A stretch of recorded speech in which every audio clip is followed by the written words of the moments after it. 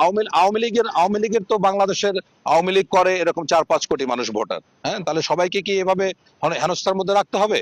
আমরা স্পষ্ট বলছি, আওয়ামী লীগের সময় স্বৈরাচারী সরকারের যারা অন্যায়, দুর্নীতি, বিভিন্ন ধরনের টেন্ডারবাজ, তাদেরকে আপনি শাস্তি দিন, কিন্তু এভাবে সাধারণ মানুষকে হয়রানি করার তো কোনো মানে হয় না। একটা নির্বাচন, এই এই এই মামলা একটা হয়েছে যে কোনো পার্টি অফিস ভাঙ্গা মামলা, আসামি হচ্ছে 70 জন, সাথে আছে 200 জন। এই 200 জন কারা? যার কাছে টাকা আছে তাকেই আজকে সন্দেহজনক ভাবে গ্রেপ্তার করতে। এটা তো অন্যায়, অবিচার, জুলুম। এভাবে করলে ভোটাররা কিভাবে ভোট কেন্দ্রে যাবে? সরকার তো আমি মনে করি যে কোন রকম করে নির্বাচন দিয়ে দেশ থেকে ভেগে যাওয়ার একটা চিন্তা ভাবনা করছে। এত বড় একটা জনগোষ্ঠীকে এবার বিপদে ফেলার তো কোনো মানে হয় না। আমরা এখন তৃণমূল লেভেলে যখন আমরা কাজ করতে যাচ্ছি, আমাদের প্রত্যেক দিন বাড়িতে এসে অসংখ্য মানুষ ভিড় করছে যে আমার মামলায় নাম নাম আছে, আমি ঘরে থাকতে পারছি না। এইভাবে তো কোনো সুষ্ঠু নির্বাচন হতে পারে না, কোনোভাবে নির্বাচন হতে পারে না বলে আমি মনে করছি। আমার দলেরও 2 জন প্রার্থী যারা আওয়ামী লীগ করতেন এক সময়, তারা লোক ভালো, তারা ওই দল থেকে পদত্যাগ করে আমার দলের প্রার্থী হয়েছেন, বৈধ হয়েছেন। এখানে অন্যায় কিছু দেখি না তো। গত সরকারে যারা 62 জন স্বতন্ত্র এমপি ছিলেন, তারা যদি অপরাধী থেকে শাস্তি দেন, নাহলে তারা কোথায়? আজকে কি একজনও তারা নির্বাচনে অংশগ্রহণ করতে পারছেন?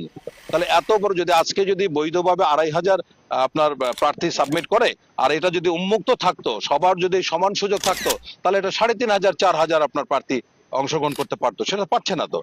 এখন সেটা বাদই দিলাম, প্রার্থী বাদ দিলাম, এখন তো ভোটাররা তো আপনার বাড়িতে থাকতে পারছে না। এই ব্যাপারে আমার মনে হয় যে সরকার যদি আশু ব্যবস্থা না নেয়, তাহলে নির্বাচন অবশ্যই প্রশ্নবিদ্ধ হবে। জাতীয় পার্টি কেন, আমি তো বিএনপিতে গেলাম না, আমি জামাতে গেলাম না। বাংলাদেশের কোন রাজনৈতিক দল গত 54 বছরে জন আকাঙ্ক্ষা পূরণ করতে ব্যর্থ হয়েছে। তারা যা বলেছে তার উল্টা কাজ করেছে। অন্যায়, অবিচার, দুর্নীতি, অর্থ পাচার, মামলাবাজি, ধান্দাবাজি, এমন কোন অপকর্ম নাই যে এই দলগুলি করে নাই। আমি মনে করেছি ব্যক্তিগতভাবে, আমার বাবার সন্তান হিসেবে, আমার এই ধরনের দল করার কোন ধরনের আমার রুচিতে বেঁধেছে। সেই জন্য আমি নতুন দল গঠন করেছি, এবং দেশব্যাপী আপনারা জেনে মানে আনন্দিত হবেন, দেশে এবং বিদেশে আমরা অভূতপূর্ণ মানুষের সমর্থন পাচ্ছি। নতুন বাংলাদেশে গুণগত পরিবর্তন আনার জন্য, সৎ সাহসী দেশপ্রেমিক নেতৃত্ব আনার জন্য আমাদের যে আন্দোলন, সেখানে আমরা সফল হব বলে আমরা আশা করছি ইনশাআল্লাহ।